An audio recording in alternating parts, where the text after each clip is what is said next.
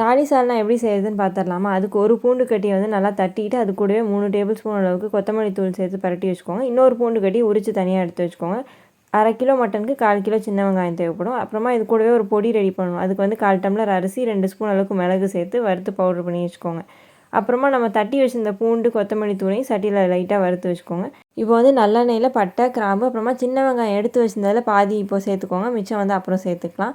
Mutton சேர்த்துட்டு வெந்தயம், ஜீரகம், கொஞ்சமாக மஞ்சத்தூள், தட்டி வச்சிருந்த பூண்டு சேர்த்துட்டு உப்பெல்லாம் சேர்த்து நல்லா எண்ணெயிலே சுருள கொஞ்சம் வெந்து வந்துடட்டும். அதுக்கப்புறமா காரத்துக்கு தகுந்த மாதிரி மிளகாய்த்தூள், அப்புறம் எடுத்து வச்சிருந்தோம் இல்லையா சின்ன வெங்காயம், அதை சேர்த்துட்டு குக்கரில் நல்லா விசில் விட்டு எடுத்துக்கோங்க தண்ணிலாம் சேர்த்துட்டு.